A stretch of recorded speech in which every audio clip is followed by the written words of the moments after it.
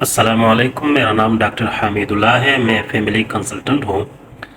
आज आप लोगों को मैं बताऊंगा कि हमारे सर से बाल क्यों गिरते हैं, इनके काजेज़ क्या है और इनके कितने टाइप्स हैं। आज इसी पे हम इंशाल्लाह बात कर लेंगे, तो वीडियो को एंड तक देखना। बालों की गिरने की अक़साम, बालों का गिरना जैसे एलोपेशिया भी कहा जाता है मेडिकल टर्मिनोलॉजी में, एक ऐसा अरीज़ा है जो जिस्म के बालों की पैदावार की चक्कर में रुकावट की वजह से होता है। बालों का गिरना जिस्म पर कहीं भी हो सकता है, लेकिन ज़्यादातर हमारे हेड यानी खोपड़ी को मुतासिर करता है। औसतन एवरेज हमारे सर के बाल तकरीबन 1 लाख बाल से ज़्यादा होते हैं, जो बढ़ने, आराम करने, गिरने और दोबारा पैदा होने के अदवार में चक्कर लगाते हैं। यानी एक नॉर्मल प्रोसेस है जिससे बढ़ने और फिर आराम करने, फिर गिरते हैं, फिर दोबारा पैदा हो जाते हैं। ये प्रोसेस हमारी लाइफ के एंड तक चलती रहती है। बालों की डेवलपमेंट का चक्कर 3 मराहल पर कंसिस्ट होता है। इन जिन मरहले के दौरान अब बाल फ़ाल तौर पर बढ़ते हैं, ये मरहला बरसों तक जारी रह सकता है। कैटिजिन मरहले के दौरान बाल बढ़ना बंद हो जाते हैं और अपने हेयर फॉलिकल से अलग हो जाते हैं, जो कि जिल्द के नीचे की साख्त में बालों को अपनी जगह पर रखती है। कैटिगिन मरहला तकरीबन 10 दिन तक रहता है।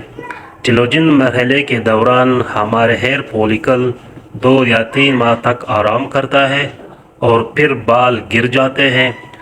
अगला इनाजिन मरहला शुरू होता है जब एक ही फॉलिकल में यानी हेयर फॉलिकल में एक नए बाल उगते हैं, यानी रीग्रोथ हो जाते हैं हमारे हेयर फॉलिकल में। उस कुदरती साइकिल के हिस्से के तौर पर ज़्यादातर लोग रोज़ाना 50 से 100 बालों से महरूम होते हैं। यानी हमारी डेली लाइफ में 50 से 100 बाल अगर गिरते हैं तो ये वो नॉर्मल प्रोसेस के कंडीशन में शुमार होते हैं। जैसे 50 से 100 बाल गिरते हैं तो दोबारा ये रीग्रोथ हो जाते हैं, तो ये प्रोसेस चलता रहता है। अगर इस चक्कर में या इस साइकिल में खलल पड़ता है या बालों के हेयर फॉलिकल को नुकसान पहुंचा है, तो बाल दोबारा पैदा होने से ज़्यादा तेज़ी से गिरना शुरू हो सकते हैं, जिसकी वजह से बालों का गिरना, हेयर पिच की शक्ल में गिरना या मजमूई तौर पर पतला होना जैसी अलामात ज़ाहिर होती है। बालों का गिरना किसी शख्स की जेनेटिक से मुंसलिक हो सकता है और इसके अलावा बहुत सी फिज़िकल कंडीशन या डिफरेंट काइंड ऑफ डिजीज़ की वजह से भी रुकावट बन सकती है और बाल के गिरने का सबब बन सकती है। एंड्रोजेनेटिक एलोपेशिया बालों के गिरने के सबसे आम किस्म है, जो पूरी दुनिया में तकरीबन 150 मिलियन से ज़्यादा मर्द और 120 मिलियन से ज़्यादा ख़वातीन को मुतासिर करती है। आम तौर पर मर्दाना तर्ज के बालों के गिरने या ख़वातीन के तर्ज के बालों के गिरने के नाम से जाना जाता है। एंड्रोजेनेटिक एलोपेशिया मोरसी है, लेकिन इसे अवदियात यानी मेडिसिन या सर्जरी के ज़रिए कंट्रोल किया जा सकता है। एंड्रोजेनेटिक एलोपेशिया बेसिकली ये 2 टाइप हैं। एक को मेल पैटर्न बाल्डनेस कहा जाता है, दूसरे को फीमेल पैटर्न बाल्डनेस कहा जाता है। मेल पैटर्न बाल्डनेस मर्दों में बालों का गिरना बुग़त के बाद किसी भी वक़्त शुरू हो सकता है और सालों या दिहाइयों के दौरान तरक्की कर सकता है। ये मंदरों के ऊपर से शुरू होता है और दायरे और सर के ऊपरी हिस्से के इर्द गिर्द जारी रहता है। अक्सर हमारे खोपड़ी के नीचे बालों की अंगूठी छोड़ देता है। मेल पैटर्न बाल्डनेस बहुत से मर्द बलाखिर गंजे हो जाते हैं।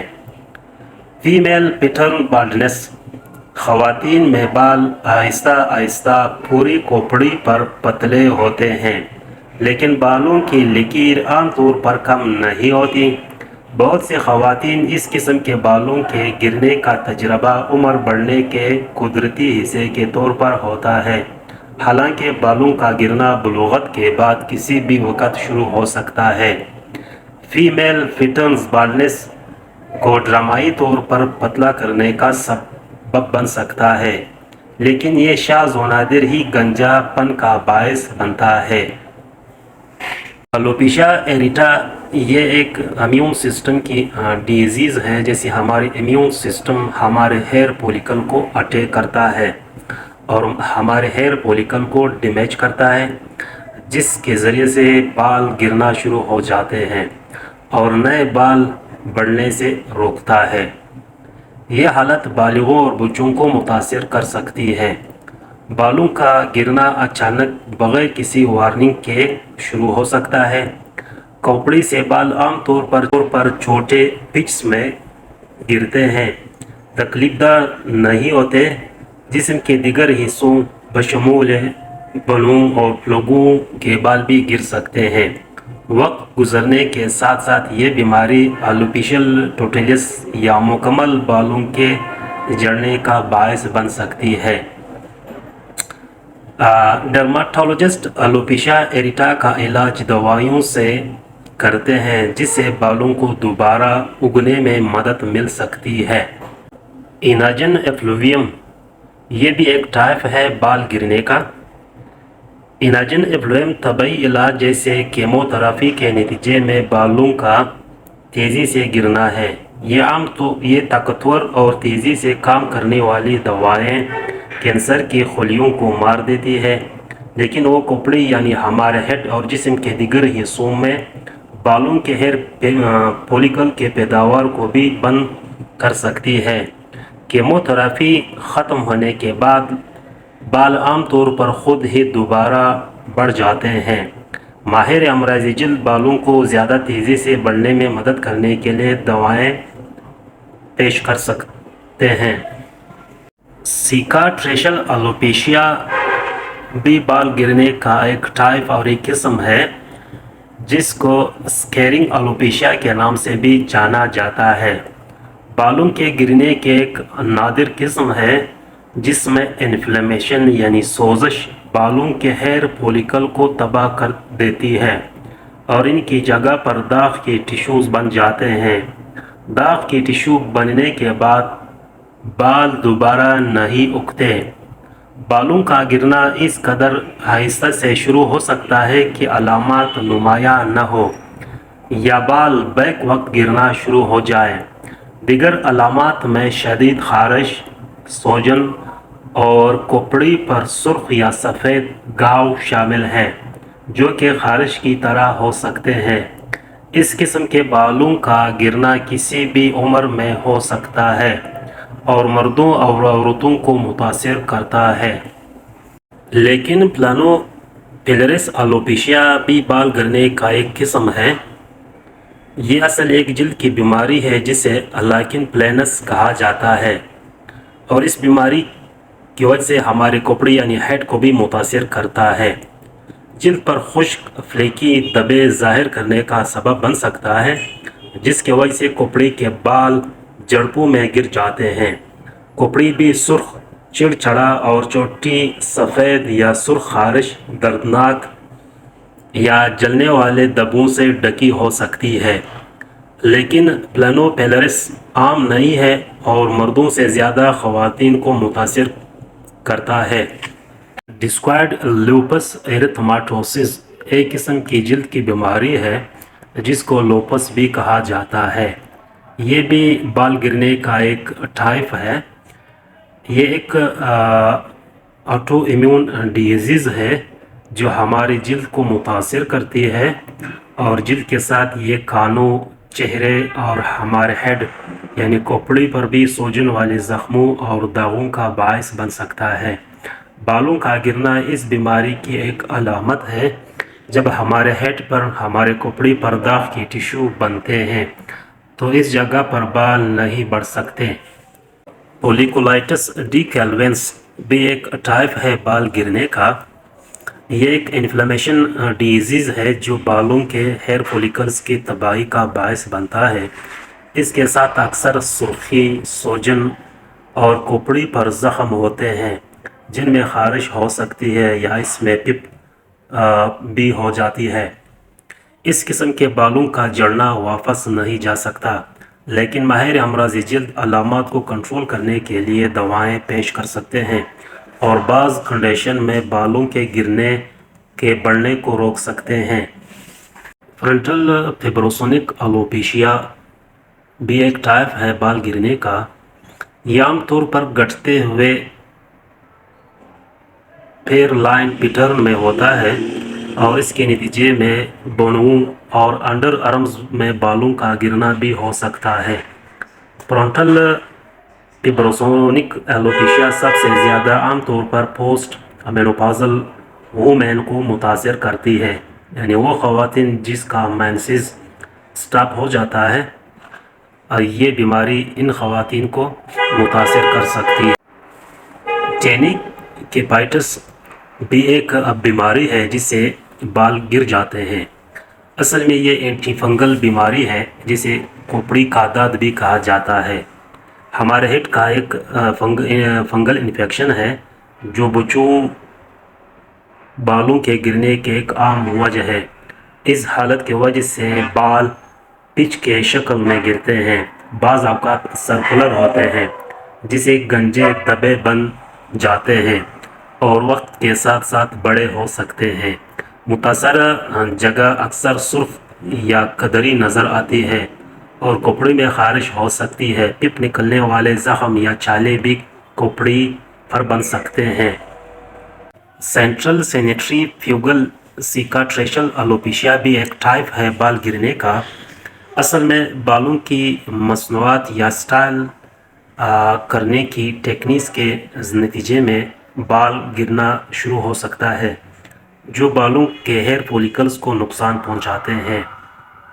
ہیئر ریلیکس یا بلو ڈرائر کرلنگ آئرن بالوں کی توسیع کا استعمال میں مرکزی سینیٹری فیوگل سیکریشل الوپیشیا کا سبب بن سکتا ہے، جیسا کہ ایک مستقل لہر یا فرم پیدا کرنے کا عمل بھی ہو سکتا ہے۔